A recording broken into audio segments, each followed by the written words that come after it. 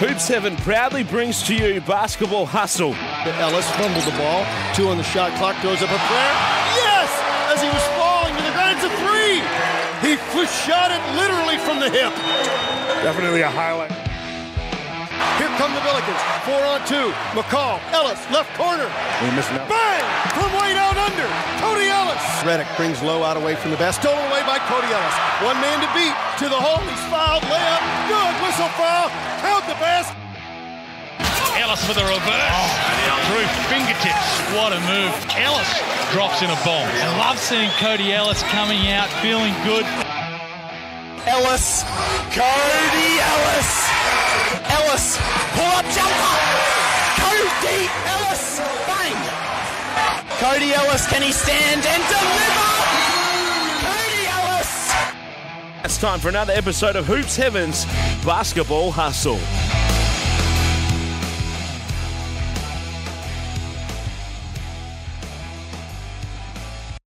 Hello and welcome, Hoops Heaven's Basketball Hustle, and here we are on the eve of the NBL 23 season. It's crept up on us a little bit. We've been living in comfort the last couple of years, starting in December and January, but here we are getting ready for an October 1 start to the season. The NBL Blitz is up and running, and we've got a lot to talk about. We're excited to be back for this season here on Hoops Heaven's Basketball Hustle. I'm Chris Pike, but I'm delighted to lock in my co-host for this full season. It'll be his first season with us, and I hope you all enjoy what he's got to provide. He's a former Illawarra Hawks and Sydney Kings NBL forward, St. Louis superstar, the Warwick Senators NBL 1 captain, Cody Ellis. Thanks for joining me once again, and you're an official member of the show now. You're all over the starting tingle that we've got there. Your name's on our logo. Welcome aboard. It's official. It's official. No, it's good, man. Look, I appreciate you and the listeners having me back. I'm very excited. And how good is it that basketball's returning earlier this year? Yes. So it's a good little change up again, and hopefully it stays that way from going forward. Yeah, I forgot what this feeling was like, where our SBL or NBL 1 season finishes, and we've only got a couple of weeks then before the Blitz starts, and then the NBL season starts around it was always usually the week after the AFL Grand Final, and we're back into that groove now this year. No longer will our Octobers and Novembers and Decembers be quiet. Yeah. All of a sudden, next Saturday is the start, and it's pretty exciting. I mean, is this what you were used to, an October start to the NBL? Oh, absolutely. It's a lot better, I think, because like you said, those couple months of really no sport is brutal. So, no, it's really good that it's pushed forward again. Now, we're here thanks to Hoops Heaven. Thank you to Jason and the team at Hoops Heaven, and you can check them out if you're in Perth at the store on Murray Street, or online. You can get everything you could ever hope for at hoopsheaven.com.au. We couldn't be doing this show without the support of Hoops Heaven, Cody, and it's great to have them on board because that's why we're here. Oh, absolutely. And if you're in the Perth area, certainly get into there and into the store. And one of the best basketball stores in Perth for sure, easily, if not the country. So, look, I've certainly picked up a few pairs of shoes in the past few months, so get in there. For a basketball player, someone that's wearing, sizes, 13, 14, 15, how hard is it to find shoes of that size, and how handy is it to have someone like Hoops Heaven? Oh, it's good, man. It's really good because I used to have to order online all the time, but it's good to be able to go and actually try a shoe on. I don't really like ordering shoes. I don't know what they feel like. So to be able to go into the store and try them on and do all that good stuff, it's awesome. I love it. Now, we've got a lot to get through on this show, Cody. This will be our season preview show. So we'll go through everything that's happened since our last episode. It's been a lot since we did a show after the NBL Grand Final where the Sydney Kings won the championship. So we'll run through all of the off-season events. We'll chat about the Blitz. We'll run through how each team is looking now ahead of NBL 23, and we'll put our necks on the line, Cody, with a few predictions as well. Before we get to that, what has your off-season been like? Talk me through your season at the Warwick Senators, and what have you been up to away from the basketball court? Oh, plenty of work. It's been, for work for me, it's starting to get into the hectic time of year, so that's kept me busy. Look, obviously a bit of a frustrating finish to the season for me personally, and for us as a team. Didn't quite reach where we thought we were going to get to. And look, injuries obviously play a part in that. And I'm back into rehab and starting to get back out there and onto the court again, which is fantastic. It's nice to be able to get moving again because just sitting there not being able to do anything for, I think it was 6-7 weeks. I've never wanted to go for a run more in my life. It's it was brutal. Well, now that the season's finished, you might be happy to talk about what happened. I mean, talk me through how you actually injured yourself. Yeah, look, just diving on a loose ball. That's what I get for diving on the floor, right? So, look, it's just one of those things. Dove on a loose ball. One of the opposition players did as well and kind of got entangled a little bit and smashed my knee on the floor. Did a fair bit of damage, which, I didn't think happened. I just thought it was a pretty bad cork. And there was small little tear in my quad, my lower quad, bit of bone bruising in my knee, and then a partial ACL tear. So the amazing thing is you came back on and helped your team win that game as well, even despite that. Well, we got it into overtime, but we lost it in overtime. That's right, So, look, like I said, I just thought it was a really bad cork. So it hurt, but it felt fine. I did all my own little tests and little side-to-side jumps and all that and felt all right. And, went and got a scan a couple of days later and showed all that damage in there, which was not ideal. And unfortunately finished my season. No surgery required or anything like that. It's going to heal itself. It's already doing that, which is great. And like I said, I'm smashing rehab now and it's feeling really good. And, working with my guy, Coenraad at Diamond Fitness. So loving it. It's good, man. It's good to be able to move again. Good to hear. We'll talk a bit more about how the NBL 1 season's played out a little bit later in the show as well.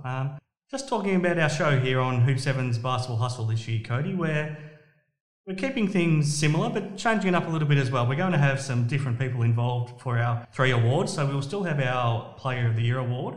But instead of the scoring machine, we'll go for the nightmare to give the votes this year and see what sort of a different look Matty Knight might give us instead of Sean Redditch. Good to have Matty involved. We'll try to chat to him as many weeks as we can to get him to explain his votes. Do you expect him to have a little bit of a different outlook than Sean might have had? Oh, absolutely. No, it's going to be really good to have Matty on board and it'll be good to talk to him and someone who has kind of, once he stepped away from the floor, has separated himself a little bit from the game a bit. So it'd be good to get him back on board. And I'm looking forward to seeing how he sees things because he was one heck of a smart player. So it's going to be a lot of fun, I think. Very passionate about the Jack Jumpers too. So we might see a lot of Tasmanian. We might see more Tasmanian votes than Wildcats votes this season. We'll have our Damo Award for the best defensive player as well. So we'll have our votes for that each and every week. We'll confirm who those votes will come from before the season starts. It might be Damo, or we might pull a surprise and get somebody else involved, Cody. But our Galen Award for the best team man. Very excited to have Scott Ninnis involved to choose that for us each and every week, and we'll catch up with Scott as often as we can, as he's always very keen to remind me he's the only man that's been involved with every Adelaide 36ers championship, whether as a player or in a coaching role. So it'll be nice to have some thoughts coming from Adelaide. Yeah, and again, I'm excited to have Scott on board because that's awesome. Again, just a different perspective. I think the more different types of people we can get on board is going to be good for the listeners and just for us in general to pick their brain. And what we'll also try to do, because we'll have plenty to talk about each and every week and we'll try to catch up with those guys to explain the awards, is do some bonus episodes. So we'll rotate between some people. So we'll look to get our old favourites like an Alex Loudon involved. Maybe somebody like an old teammate of yours as well, Cody. And let's start by talking about him first up. AJ Ogilvy's announced his retirement from the NBL. It'd be nice to catch up with AJ, and he had a pretty decorated career. Finished up as a captain of that Illawarra Hawks team, and now that he's in retirement, it might be nice to pick his brain. Oh, absolutely. I'll definitely be reaching out to AJ and trying to get him on board because, again, another just really smart player and someone who knows the league very well. So it'd be good to get his insights if we can. Now, let's go into some of the latest news, and let's follow that path again, because let's lift the curtain a little bit. One of the people we were pretty keen to have involved and who was happy to be involved was Kevin White, one of your old teammates from the Hawks.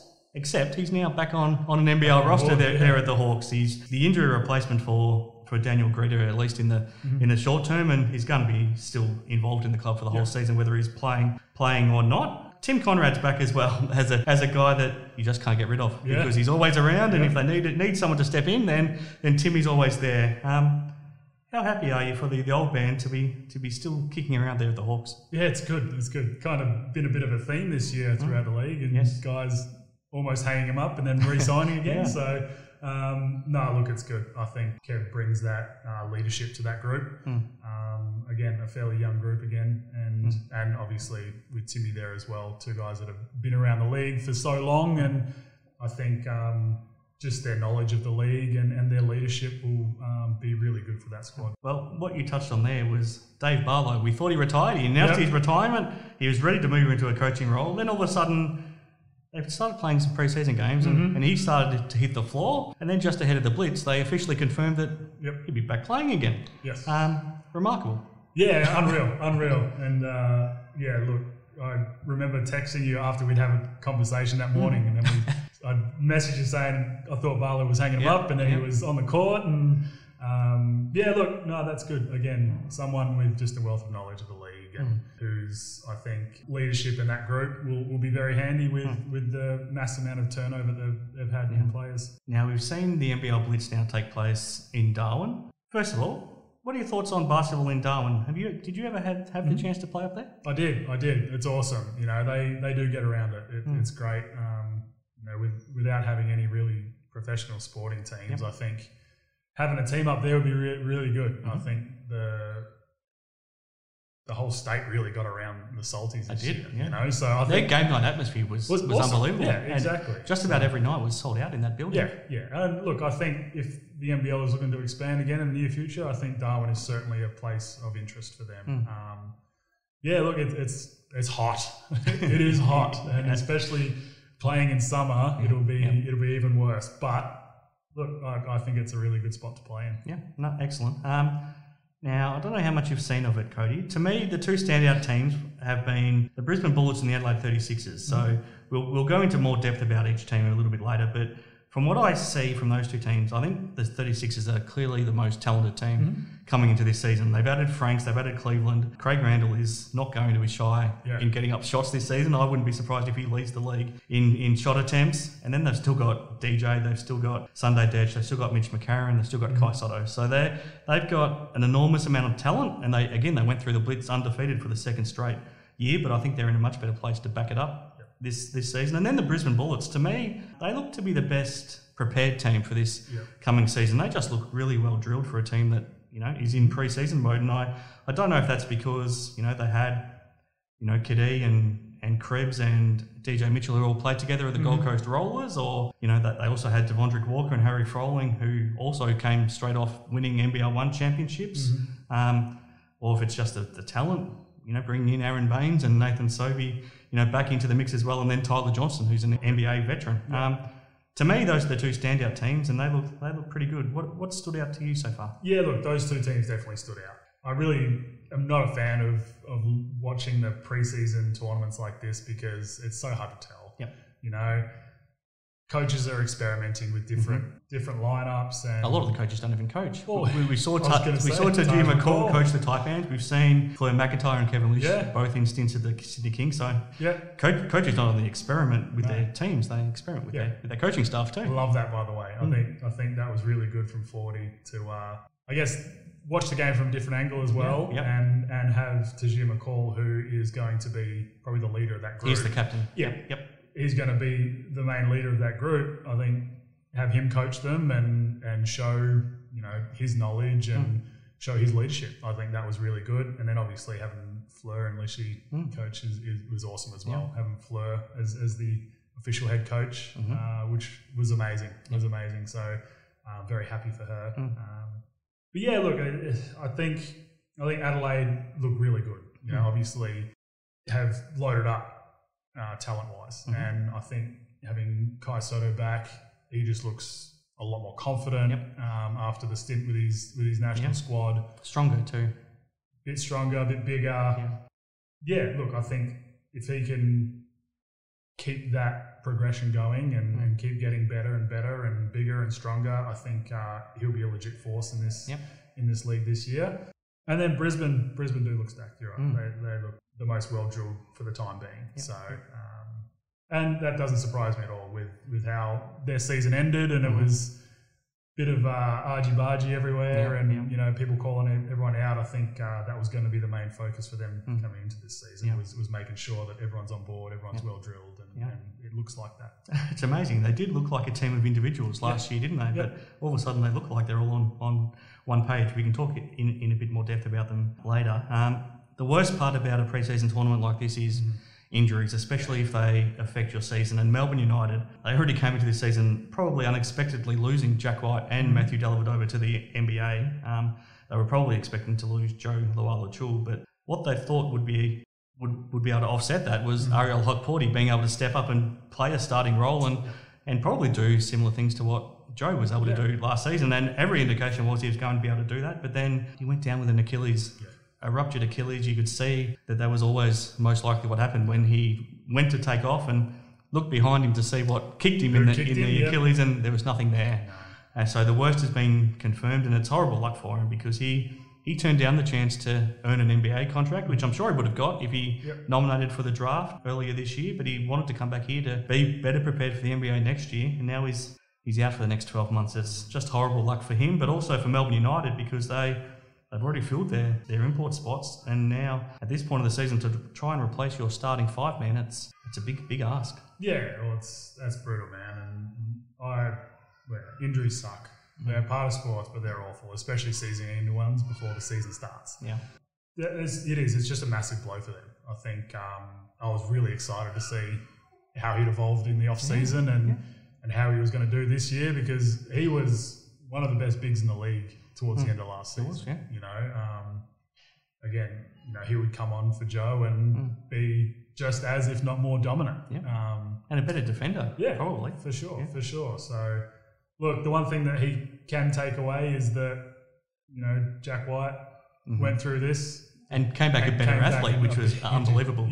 So he's gone through this with the same club. So I think that if there's any positives he can take out of it, it's that, and that he's got the right staff around him. And I'm sure he'll have, you know, guys over in the US helping as well. So, look, it's brutal, man. But, you know, it happens. It's sport. He hasn't been the only injury either. Tom Abercrombie, he can't take a trick. He's battled injury the last 2 years, especially last year. And now in their first game with the Blitz, in the first 45 seconds, he runs into Aaron Baines. He cops an errant knock. Nothing, you know, Baines didn't do anything deliberate, but I think a lot of people are going to come off second best if they run into the big not the bang person you want to run into. No. And Tom copped it in the eye.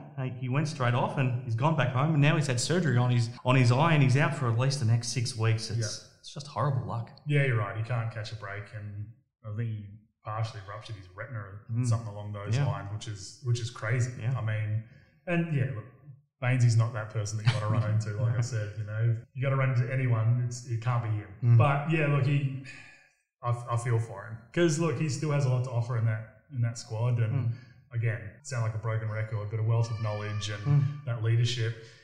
Again, is going to have to come from the bench for a while. And he would have been so excited to play that first game back in Auckland as well. And now he's going to have to miss it. I know. And look, I feel for him. That really sucks, and it's not at all what he deserves, and I think it would have been a fairly good ovation for him coming in that first game back home. But it's brutal, man. Might have been a Damien Martin in Perth type ovation he might have gotten. Would have been well deserved, and maybe he'll get it when he now makes his return on his own. He might get that attention all on his own when he comes back. But South East Melbourne Phoenix, they also are well short of full health right now, and they play on the first night of the season only next Saturday night, so they don't have much time to get healthy. So we're yet to see Ryan Brokoff or Mitch Creek in the preseason, and now both their import backcourt of Gary Brown and Trey Kell are out injured as well. And you know, we're not sure on how serious Brown's injury is, but Kell's certainly out for the first probably month of the season with a rib injury. They've got a lot of talent on their squad, but they're not much use if they're not out on the court. No, not at all. And again, another team that's kind of been riddled with that sort of stuff. Last year wasn't the year that they thought they were going to have, but you know, guys in and out of the squad all the time, it makes it hard for any continuity. And you know, again, you got guys like Brokoff and Creek, who are two of your leaders, not playing any of the preseason games does hurt, and I think that hurts with chemistry. And look, I'm not 100% sure if they've been fully training or what, and they're just kind of not playing, but I think they expect Creek to play round one, but Brokov is certainly after the first couple of weeks. Yeah, so it's brutal, man. It sucks, and that's certainly going to hurt their start of the season. With lots of teams loaded up and ready to go, I think they're going to be on the back foot to start, which is not ideal. All right, Cody, that's a lot of, I guess, the news that's come out of the Blitz so far and what's happening. Let's go back a couple of months and run through some of the biggest events over our off-season. It's been a big off-season for the Boomers. We've seen Mitch McCarron captain a lot of those teams, and they had a lot of success. So they went and won another Asian Cup. They dominated their World Cup qualifiers. Saw a lot of new faces. We saw Luke Travers get his first taste of it and do really well.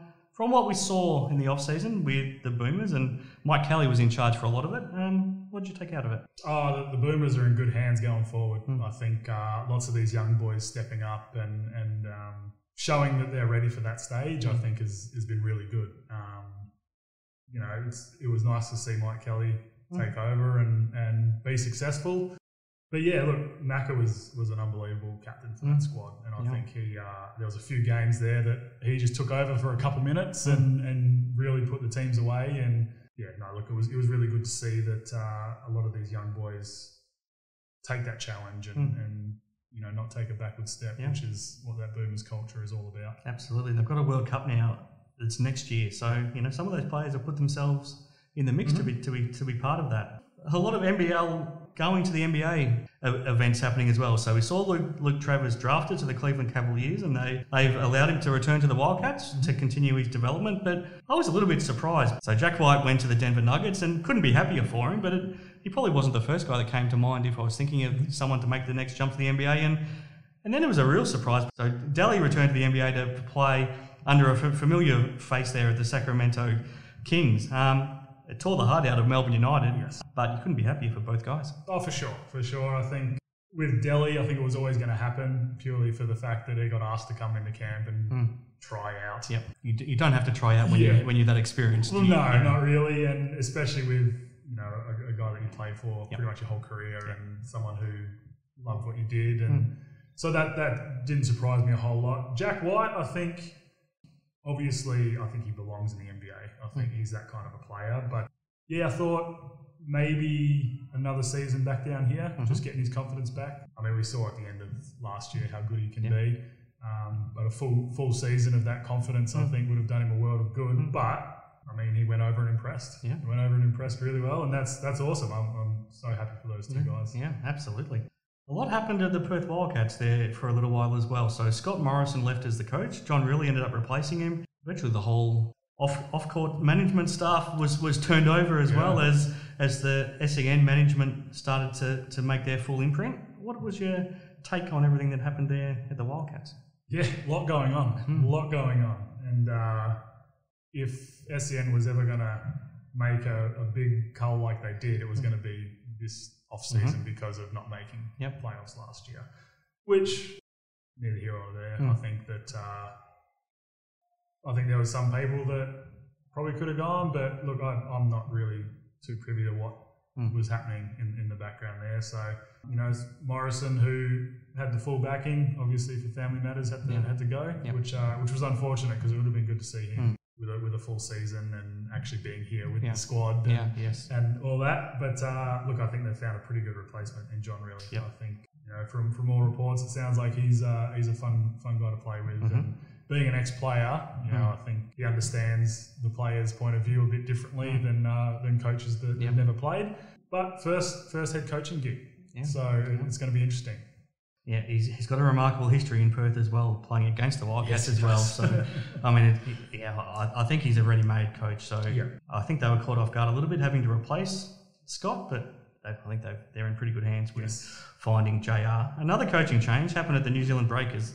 I was disappointed for Dan Shamir because every season that he coached at the Breakers, he never had a proper run at it, whether it was ruined by injuries or, they had a lot of drama in his first year with imports coming and going and finding themselves arrested and all sorts of things. And then COVID hit and he never got to really coach at home, but probably more for family reasons. He wanted to head back to Europe and you can understand that. But his assistant, Modi Mayor, stepped in to replace him. It's going to be a lot of fun watching him now on the sidelines. What did you make of that? Yeah, look, again, I think we spoke about it in the last show of the season last so, year, and we kind of thought this might happen, and yeah, look, it sucks. It's brutal for him that he couldn't get a full season under his belt with home games and all that sort of stuff. So, but you're right, it's going to be interesting to see how Modi comes in, and now that he's allowed to be up and run on the sidelines, how he's going to react. Yeah. So it's going to be they're going to be a fun squad to watch, even if you're not looking at the court. It's going to be the sidelines that you'll be. Absolutely.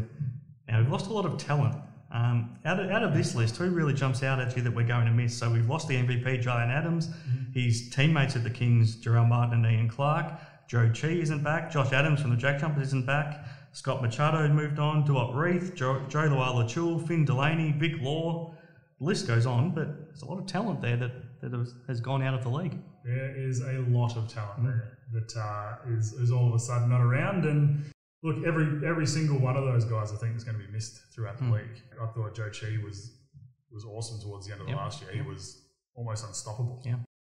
Jalen Adams losing the MVP is never good. That always is brutal. Jarrell Martin was, again, a force to be reckoned with. He was just, again, one of those guys that was nearly unguardable just purely because of his size that you couldn't put a real big on him, but he was too big and strong for anyone smaller. So I think the tough one is going to be seeing Finn not in the Breakers colours. That's going to be interesting. But Vic Law, not having him around is going to be brutal because he's been so good the past couple of years. Josh Adams was amazing last year. I think that grand final series, he was unbelievable. Yeah, and then, guys like Scott Machado, who had become, a normal name amongst the NBL. Not seeing him around. Duop Reith, Joe Lual-Chul, those guys I think we thought would take off and go, so that's not too surprising. But again, it's going to suck not seeing them play because so much talent has been lost in this this off season. It's crazy. It's getting harder and harder to find a spot on the roster as well. So we're seeing a lot of guys that probably are still good enough and healthy enough and talented enough to be playing in the NBL, but teams only have so much room in the salary cap and also so many roster spots. So I mean, you have a look at some of these names, and Nate Jarwai, Tad Doffelmeyer, Jordan Nartai, Jack Salt, Emmett Nah, Matt Hodgson. There's probably 10 other guys that probably easily could be on that list. It's tough to find a spot at the moment. It sure is. And I think that's part of the reason why the NBL is looking to expand again. There is that much talent around that it's not going to be a hindrance adding a team, and we saw that with Tasmania last year. So look, it's brutal, and off seasons are never fun as it is, but especially if you're one of those fringe type of players, it's just brutal, and it's got to be frustrating. And really, unless you're in that city, I guess doing workouts with coaches in the off season, NBL 1's fantastic, but you do kind of get forgotten about if you're not in front of these guys. So look, I feel for all those guys. I think Nate's a tough one because he didn't really get too much of a run last year, but the way Fordy played, he was not really into that style of play. So look, I think a couple of these guys could probably be really good on a coaching staff as well. I think that is probably your other option. So, but look, it's like I said, off season sucks, man. Especially if you're off contract. Absolutely. All right, Cody, that's been a lot to get through. Let's take a deep breath. When we come back, we'll take a closer look at how each NBL team is looking ahead of the upcoming season. Sounds good.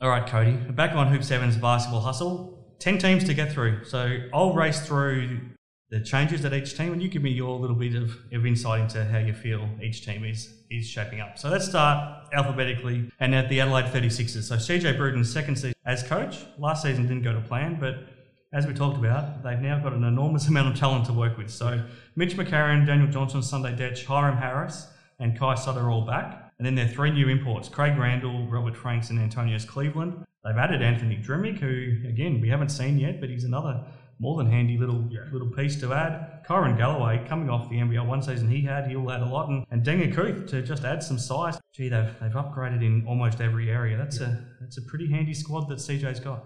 Oh, absolutely. And it's good that it's going to be a squad that CJ's put together himself. Yep. So that's going to be the big... Look, I think the 36ers fans are going to be happy to see another Randall in the Adelaide jersey, even though it's a different one. Yep. But he's a point guard too. Yeah, no, he looks tough. You know, and then just proven really good imports in Franks and Cleveland coming in is massive. Drimmick's going to be an interesting one. Hopefully he's fit and healthy because I don't think he has been for the past couple of years, and you've really been able to see that. So again, if a full healthy Drimmick is a nightmare. Yeah. He's tough. He's really he had good. a really good NBL 1 season, and he must have got injured very late because we haven't seen him in the preseason since. Yeah, and whether that's because Adelaide's been like, all right, we're gonna pull you so you can come over here and settle down and get into it, especially with the past couple of seasons he's had. So, but I'm not 100% sure what's happened there. Hopefully it's no injury setback again.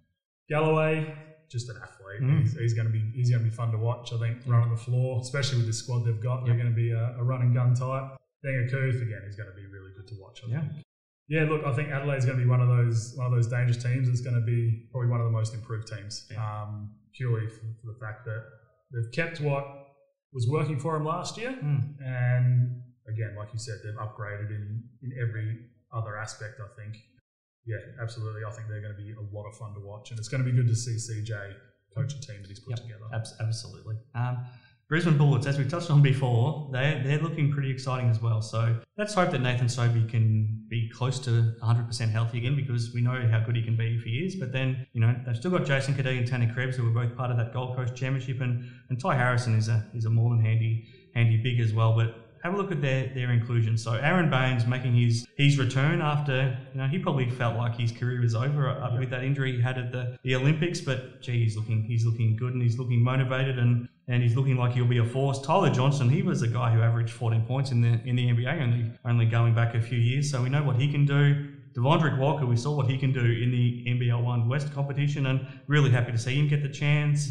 Cody Statman's an emerging talent. From what we're seeing from Harry Froling, he looks motivated and ready to return to Brisbane and make an impact. DJ Mitchell's another handy piece, and Gorjok Gak is looking pretty exciting from what we've seen in the Blitz as well. It's a lot of talent on one squad. Lots of talent.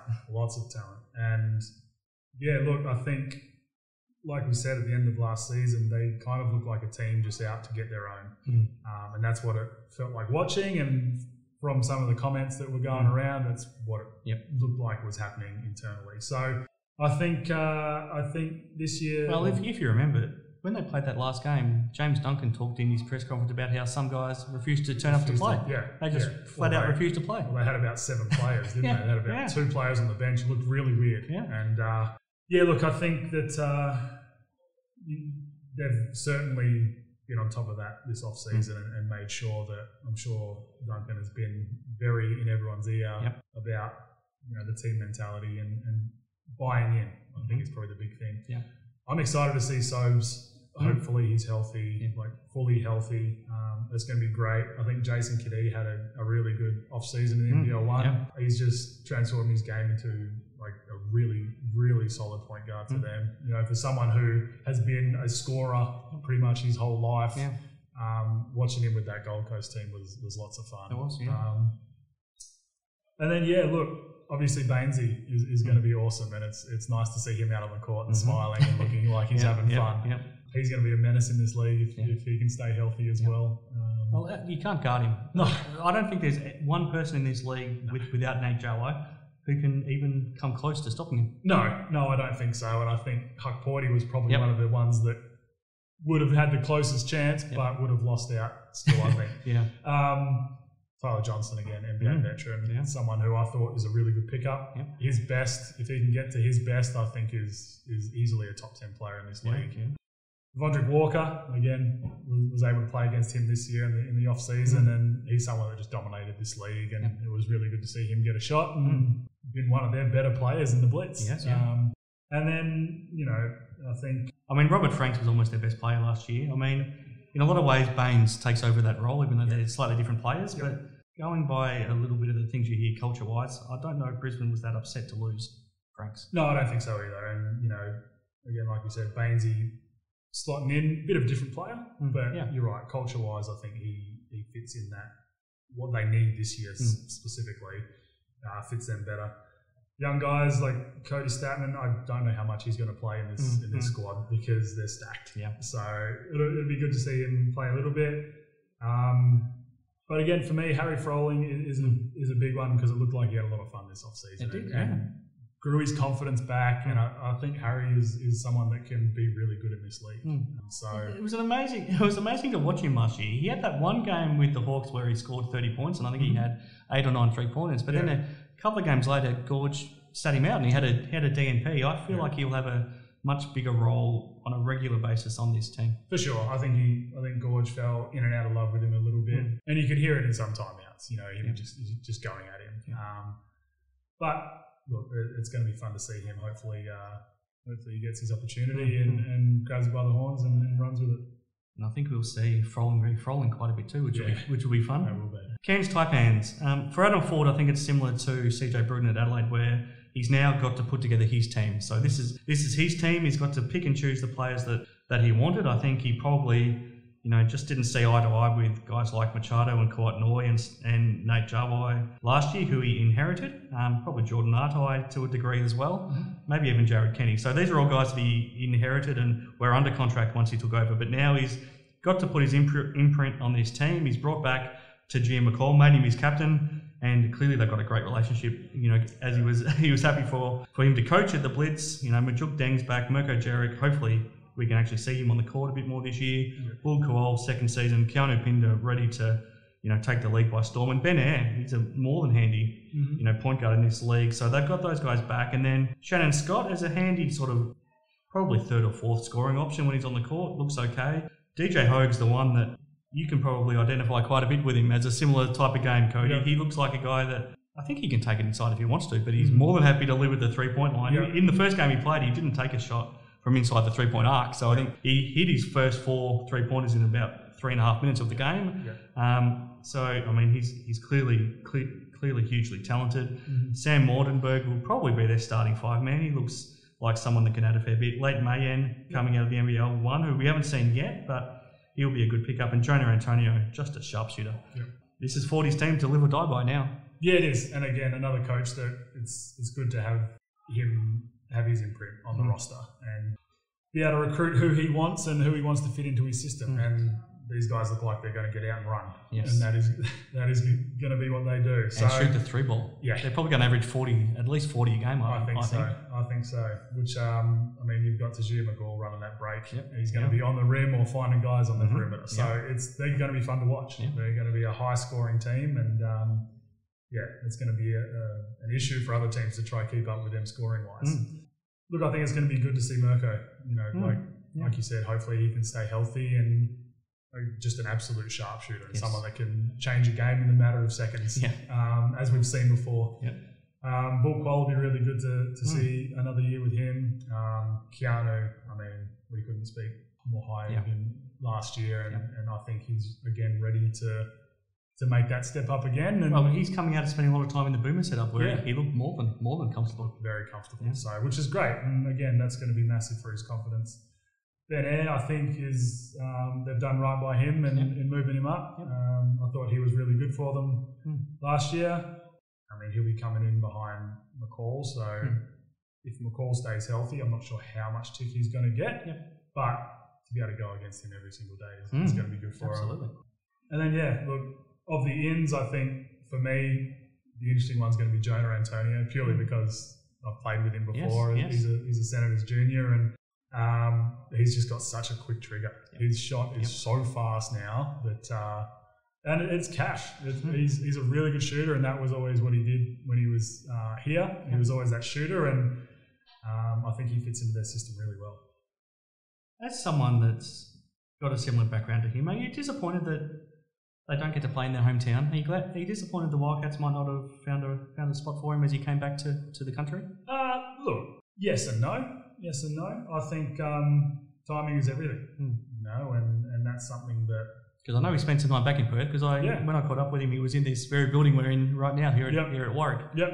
So, look, like we've mentioned before when we were talking about my story and all that sort of stuff, timing is everything. I think he'd be playing behind guys like Todd, and that's... I think he's going to get more of an opportunity in Cairns than he would have here in Perth. Sure. So at the end of the day, in professional sports, you've got to look out for yourself, you know, and I think he's got a bit of a relationship with 40 anyway, so that also helps. Yeah. So yeah, look, I'm very intrigued to see how he's going to go in this year. Yeah, I think he's going to be a perfect fit on, and it's a system that's made for him too. He'll be a perfect fit For sure. in that system. Illawarra Hawks, another team with a fair bit of change, obviously changing coach with Jacob Jacomas taking over from Brian Gorgon. But they brought back Tyler Harvey and Sam Froling. They'll be their two captains. Of the inclusions, Justin Robinson, his combination in the backcourt with Tyler Harvey is going to be damn tough to stop. They're going to be a hell of a lot of fun. George King, in his last game with the Blitz, he actually stepped up and looked good when he was aggressive. Yeah. Mango Madiang, trash talking is fair to say he's going to be very good at, but he can have an impact at both ends of the court as well. Wani Swacker can come in as that defensive presence like he was at the Kings. I think Deng Deng is ready to have a real impact on a team as well. Hard to know what to expect from this team, but they've got enough talent and explosiveness there in their three imports, and we've seen what Sam Froling can do as well. I think they'll still be pretty competitive. Yeah, look, I think so. They're definitely going to be a wait and see team.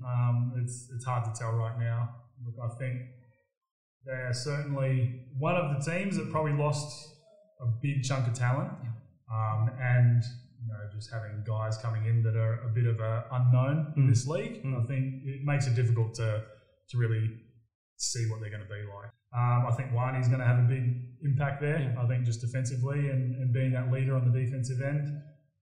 So yeah, look. I mean, you just look at those first four names on the outs. Yeah, exactly. I mean, Cleveland, Reith, Radden Mays, and Jessup. Yeah. Along with Harvey and Froling, you know, four of their most important six players last year. Yeah, exactly. And that's what I'm saying. Like those players that prove themselves in the NBL, and then those guys move on. You bring in new guys that aren't really known too much in the NBL yet. It's one of those leagues that I feel like it's very different than any other league. It's ref differently, it's played differently. So yeah, they're a wait and see team, I think. Melbourne United. I think it's almost impossible to know what to expect from them now. So, you know, they've still got Chris Golding to come back. Shea Yilly's back. Mason Peatling's out injured. I'm not sure how long for. They now no longer have Ariel Hukporti. Dave Barlow's out of retirement. Brad Newley probably had to be coaxed into playing again as well, you almost suggest. And David Okwera's back as well. As for their inclusion, so they've gone for 3 imports. Rajon Tucker, very confident. He's going to put up a lot of shots as well. He's not going to lack any confidence or shyness. Jordan Caroline's going to have a big impact down low now without Hukporti. Xavier Radden Mays coming in as that backup point guard. Isaac Humphreys, who is going to need to stay healthy for this team. Mako Malawach as well coming down from Darwin. What do you make of that squad? And I guess the question is now, they've gone for 3 imports, 2 of which are guards with Tucker and Radden Mays. Do they potentially have to make a move there to look for an import big, or what do they do to try and replace Hukporti in the short term? It's a tough one because, you know, even though he was a next star, I think Hukporti was way more of an import, especially the way he finished last year. Yeah. So that's a massive out for them. And in a team that lost a heck of a lot in talent over the off-season, that's such a massive blow for them. Yep. Yeah, look, I think Tucker's going to be legit. I think he's going to be tough. He's going to be really good. Humphreys is going to have to stay healthy. He has no choice but to stay healthy because right now he's really their only proper 5. I mean, Caroline isn't quite big enough to be a 5 against a lot of guys, especially someone like a Baines. He's a 4-man who, at a stretch, can play stretches at the 5, not as your starting 5. No, I don't think so either. And look, I think, you know, like we said, with those guys that haven't signed yet, I think Nate Jarwai might be an option for them. Yeah.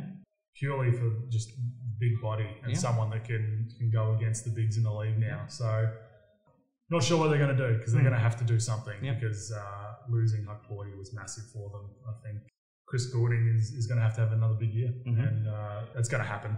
Yeah, because you know he's Chris Golding, and I think he'll just be as dominant. But having a guy like Xavier Radden Mays in the squad now that's a fairly ball dominant guard, it's going to be interesting to see how they go. So if they don't make a change import wise and they do have to look locally as a replacement, do you feel like Nate is almost the only option that sort of springs to mind? I think so. If you're looking at locals, I don't really see another option for them. Really, your only other option would be Hodgson. Yeah. And he's already signed in Asia, so in Asia, hasn't he? you'd have to Right. you have to buy out his contract if you want to get him back. There you go. So look, I think Nate is probably your best option. Yep. We'll wait and see. It'd be a shame if we don't get to see him back in the league because he didn't want to finish. He's not ready to retire. He feels like he can still play in the league, and he didn't like the way things ended in Cairns. So let's hope it works out for him. I think that'd be a good story for everyone, and he could actually make an impact because unless you're Aaron Baines, good luck stopping him. Yeah, exactly. down in the block as well. Exactly. New Zealand Breakers. I just can't wait to see them play that first game back at Spark Arena. It's already sold out. You're going to have almost 10,000 people in that building, and they're going to be so appreciative to see their team again, more than anything. So really excited for that. It's a shame that Tom Abercrombie won't be there, but they have got some locals on this team who will get to appreciate it. So I'm really happy that Rob Lowe has been allowed to see out his contract and come back for another year, and he's looking good at the Blitz. He's looking like Modi will actually have a role for him. Sam Timmins as well coming back will have a big role to play. Then they brought back some locals. Isaiah Liafa back in New Zealand, Dan Fotu, Tom Vodanovic. Then they brought in 3 new imports, Barry Brown, Jarrell Brantley and Derek Pardon. Ryan Rupert, who we'll get to in our predictions a bit later, he looks like he could sort of match what Usman Jeng did last year as a next star. And Cam Glidden, he's motivated and he feels like he might actually find a bit more of a role that he can actually deliver a bit more in this team in New Zealand. It's hard to know what to expect from them though. It is. So lots of turnover, and I think teams like that usually take a couple of weeks to get going and figure out. It's almost that whole roster changed. I mean, Abercrombie now won't be there. You got Rob and Sam who played pretty small roles on the team last year, and Will McDowell-White's really the only guy that played a lot of minutes last year that's back. Yep. And look, I think it's going to be awesome to see them playing back in New Zealand. Like you said, I think the Breakers faithful has been waiting a long time, and that first game is going to be absolutely rocking. So it would be awesome to be at that game. Yeah, look, I think they're going to be decent. I think, like I said, once they kind of figure out their niche and how their play style is, I think they're going to be tough because they got a lot of talent. They do have a lot of talent, and it's good to see my guy Rob Lowe play again. Yes. I think towards the end of last year when he pretty much had to play, he proved that he was still a legit player. Yep. And it's great to see him with an actual role so far in the Blitz, and hopefully that carries over the season. Will McDowell-White, I think, is prepped for a big season. Yep. Had a really good off season. Again, just a confidence booster off season for him. So be good to see him running the show a bit. Cam Glidden is the one that I'm excited for in this squad because, again, fresh start. I think he's struggled to find his role this past few years, and I think it's going to be nice to see him get back into his groove and hopefully be a bit more confident on the offensive end because he's someone that his offensive game has just kind of fallen by the wayside. And again, that's part of not really knowing his role too much in that past few years. Yep, absolutely. Perth Wildcats are an interesting one. Obviously, it's going to be a totally new system under John Riley. And we talked about their off-court turnover before, but the playing squad actually hasn't changed too much. So they swapped around 2 imports. So Brady Manic and Tayshawn Thomas have come in. Vic Law and Michael Fraser have gone out. And really the only other change is Corey Webster coming in for Kevin White. Pretty excited about Corey Webster and Bryce Cotton working together. Based on what we've seen in the Blitz, it looks like that could be a lot of fun to watch when they're on the court together. I think he's an exciting prospect. I think Thomas can be a pretty handy big as well. And then it's pretty much the team from last year. What do you make of this Wildcat squad? I think, and this is something that the Wildcats have done really well in the past, and part of the reason they've been so successful is that continuity amongst the squad. So bringing back most of the same players is very much a Perth Wildcats trait, and that's really good for them, I think, this year. Obviously, a lot of turnover because of the coach, so it's going to be a whole new system, and he's obviously come in late and that sort of stuff. So I think they're going to be legit. They're going to be a contender again for sure. Absolutely. I think if Corey can buy into that bench role and being that spark off the bench, he's going to be legit. And it's not exactly a letdown if you're guarding Bryce 1 minute and then all of a sudden you've got a fresh Corey coming at you. That's it. And, even if you have Bryce and Corey playing at the same time, you bring Nordo off for a break or something like that, and you've got Corey and Bryce on there. You've got to throw defenders at these guys. Oh yeah. Travers is going to be good again. Confidence boosting off season for him in so many aspects. So he's going to be great. Good to see Corey Sherville. I think hopefully he can get some tick and get back, because he's been riddled with injuries the past couple of seasons, which again, especially for a young player, really sucks to see. And he was someone that was coming along nicely. Playing against him in the NBL 1, then all of a sudden injuries hit him. That really sucks for a younger player. So good to see him. Look, Brady Manic, I think, is an interesting one. I think he's going to be a lot of fun to watch. Watching the NCAA last year, I've always thought that he was someone that would fit the NBL system really well. So I'm excited to see what he does. He's an absolute knockdown shooter, and I think he's about 6'9". So 6'9", high release. He's going to get his shot off when he wants. But he's also, proven that he can bang the big boys and be physical. So that's going to be good. I can't wait to see him match up with DJ Hogue. That's going to be a lot of fun. That will be a good little matchup. So it'd be interesting to see who gets the best out of that one. But look, I'm hoping Nordo stays healthy. That's the big one for me, because again, just someone who. Well, he's injured at the moment. How? You just got to feel for him. Oh yeah, absolutely. And someone who's one of the hardest working guys that you're going to be around, and just can't seem to stay healthy, which is frustrating. I'm sure it's frustrating for him.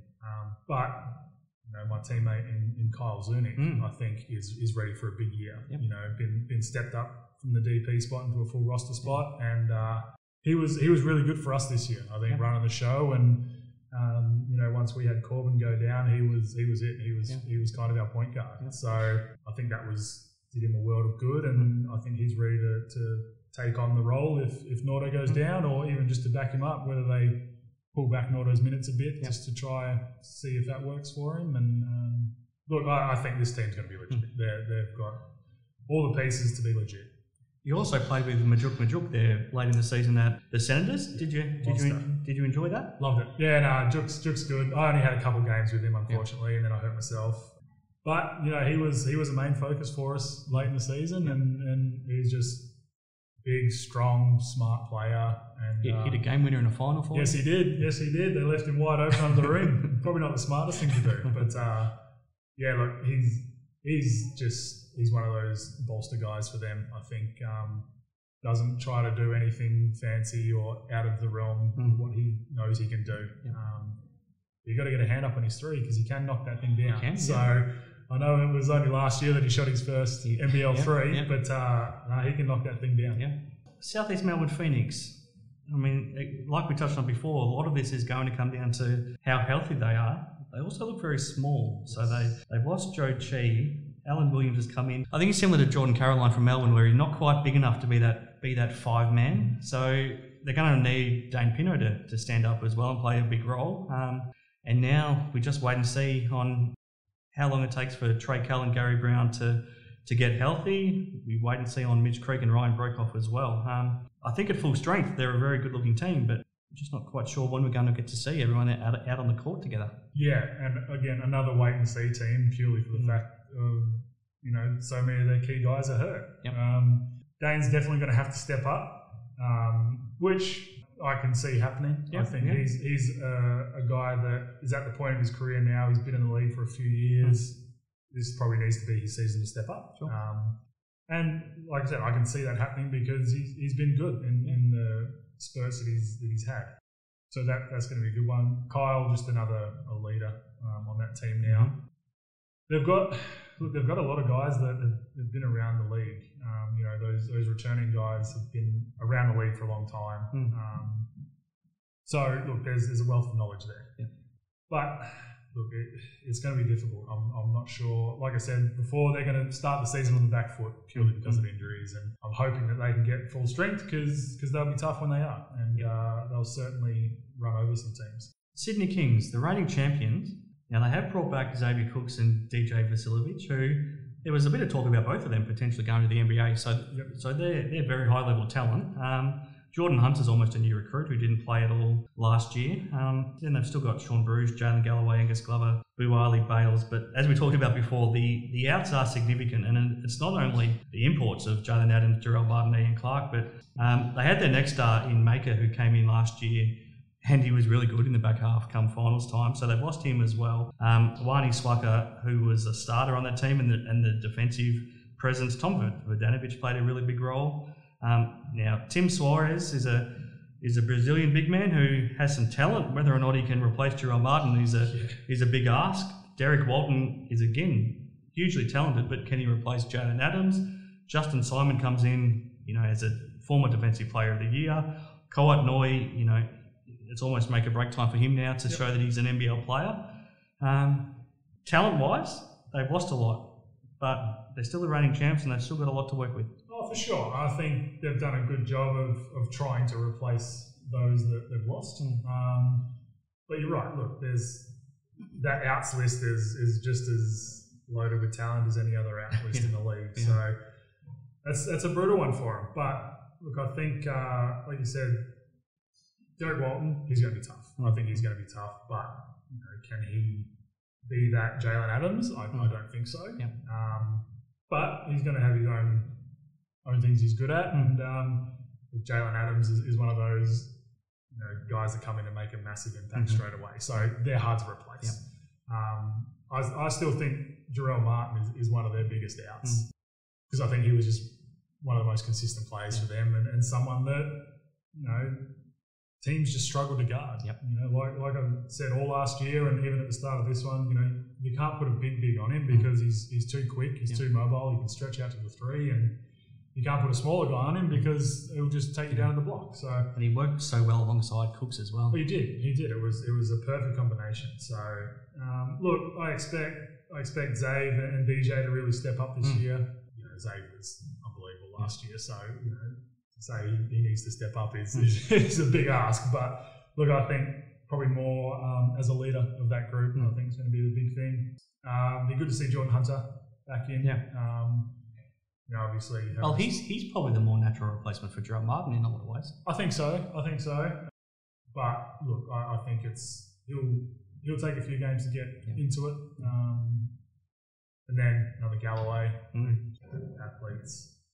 Hey, glad you didn't have to play against both of them on the same team in the NBL one. Absolutely. Jeez, that looked like a nightmare to try and guard. It was just a highlight reel constantly, wasn't it? So, no, look, I think they're still legit. I think their play style is that kind of NBA-ish, spread the floor, get out and run type style. So I think they've picked up some decent pieces to be able to do that. Sure. And then you put Justin Simon in there as that defensive stopper. So I think they're going to be legit. Not sure if they're going to be as good as last year, but I think they'll be tough. Yeah. Last one, the Tasmanian Jack Jumpers.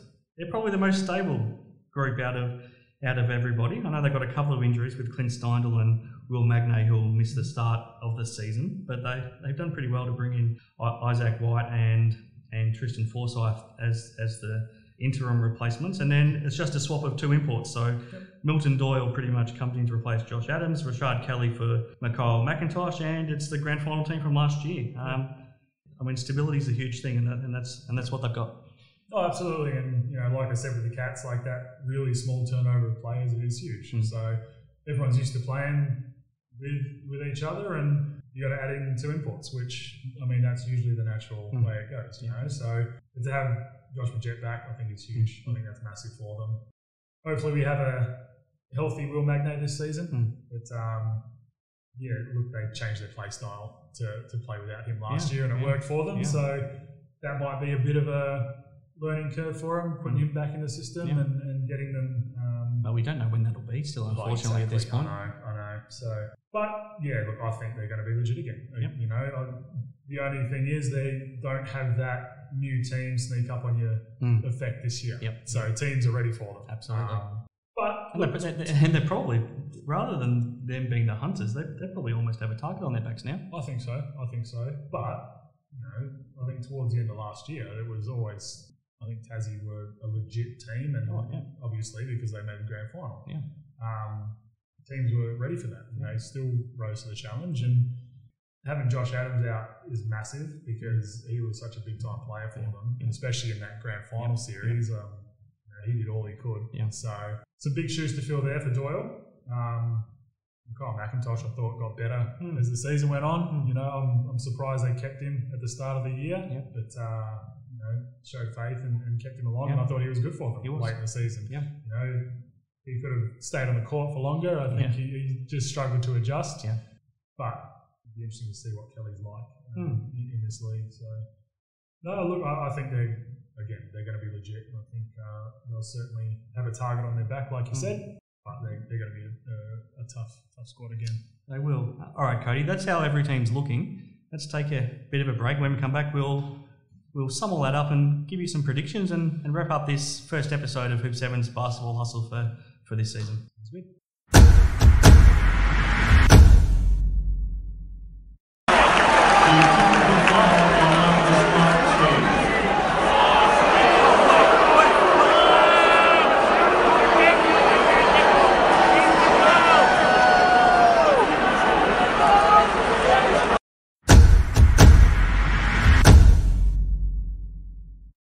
Cody, back on Hoop 7's Basketball Hustle, and we'll go through some predictions for the NBL season upcoming. And these are always fun when you look back on them in a few months' time and you realise that you were way off the mark. But we'll put our necks on the line.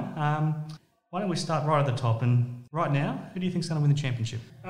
Look, right now, I think Adelaide's going to be the team to beat. I think they're probably one of the more well-rounded teams, and. Yeah, look, I think purely going off the Blitz, which, like I said before, I hate doing. I think Adelaide is probably going to be the champs. Yep, I've gone for Adelaide as well, just because, like I said at the start of the show, I think they've got the most talent in the whole league, but also some winners. And defensively, with Antonius Cleveland and Sunday Detch, they're almost going to be just as good as they are going to be offensively, and they've got a lot of offensive talent as well. Now, the writer on that is that I predicted Adelaide to make the grand final last year as well, and they didn't come close. So take my prediction for a grain of salt. But I've gone the 36ers. So the top four. Let's pick our top four, and then the two teams who you think will finish 5th and 6th and make the play-in game as well. So it's a little bit of a different setup this year. Start with your top four, and then who are the other two teams you would throw in? So look, top four. I'm not going to go in any particular order here. So I've got Adelaide and Brisbane. Yep. And then I've got Perth and Tassie. Yep. Yep. I've gone top four, Adelaide and Brisbane as well. Then the Sydney Kings and Tasmania. Who are the other two teams you would chuck in? So Kings. Yep. And then look, it was Melbourne. But with Hukporti out, it's tough. Jeez. Look, I'm going to stick with Melbourne. I'll stick with Melbourne. Okay, so I've got the Perth Wildcats in there as well, and then I've gone the Illawarra Hawks. It's really tough. I mean, it's tough because then you're leaving out a Cairns team who look good. New Zealand, we don't know, and then I've left out both Melbourne teams. But we've got to pick somebody, and somebody has to miss out. So, what do you think of the play-in system? Hey, do you like that, or would you rather just stick with the usual top four? Look, I don't know. Look, I think you play a full season to make that top four, right? While I don't mind that second chance of teams, especially like this year, where you had the very last game of the season determined that top four. I think that second chance is good, but I'm not really sold on the whole playing game. I still think top four should be the top four because you play the season for that, and that's what you aim for. So.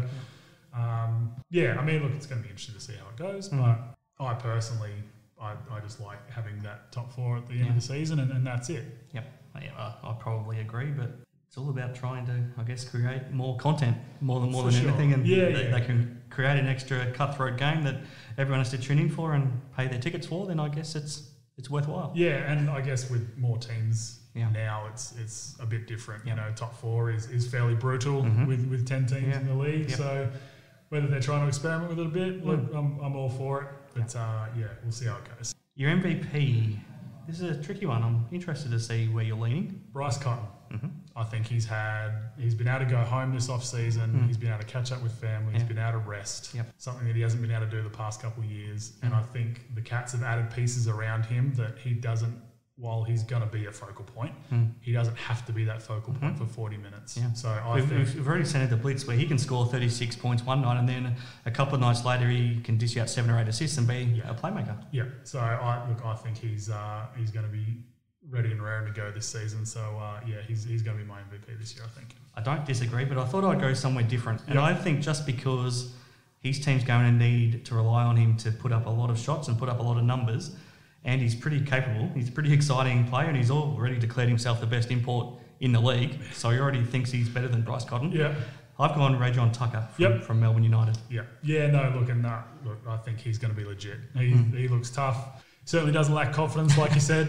But to say you're the best import in the league when the league has Bryce Cotton is a big call. He's going to be fun to watch. So that's a very fair call, I think. Yeah, as long as you can back it up. It's all right to talk, as long as you can back it up. And we might have seen that a little bit in the NBL 1 final series, that maybe it's best sometimes to keep quiet, Cody. Rookie of the year. So this includes your next stars, and we've probably got less to choose from this season than maybe the last couple of years. And it's tough to know of the rookies who's actually going to get to play a big role. And it's also tough to know at times who's eligible for this award. But who jumps out at you immediately?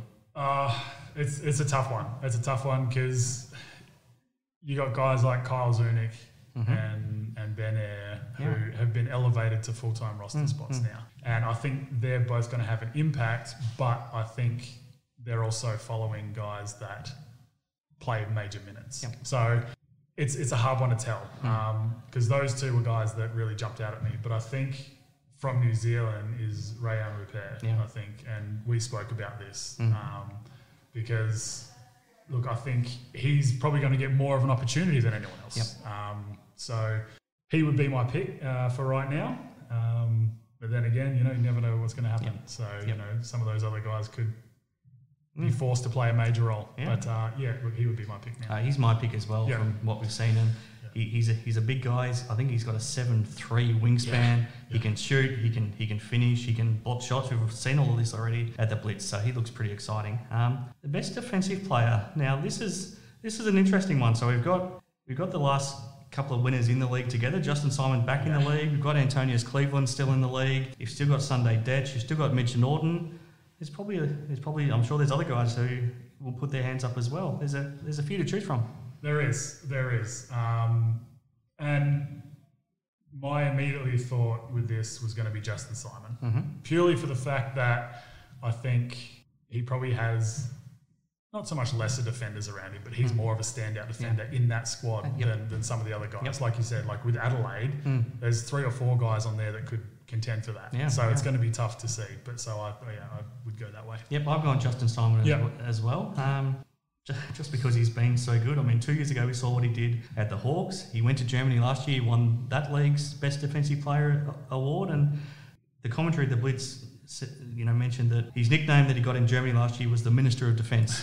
So that I mean, it says it all. But even Wani Swacker of the Hawks will put his name in the mix. I'm sure there's a lot of really good defenders around, but to me, he'll play that 3-man role that Wani played similar to the Kings, and his job there is to be the lockdown defender. So I think he's my pick. Coach of the year, really tough to know until we see how their team actually plays. But does somebody jump out, at this point? For me, the two that jump out for me is CJ and I think John Riley. I think those two are two guys that I think their teams are going to be dramatically improved, and I think they're going to be big reasons for that. I think purely for the fact that Adelaide is going to be a legitimate title contender, not that the Cats aren't, because I think they're going to be legit title contenders as well. I'm going to go with CJ, I think. I've gone James Duncan simply because I think he had a lot of turmoil to deal with last year.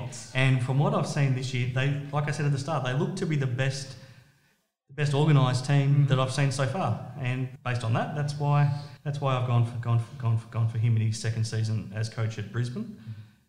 Again, the most improved player is a really tricky one because we kind of need to wait to see actually who steps up to deliver based on what they did last year and who takes that next step. But, is there somebody that you're expecting big things from?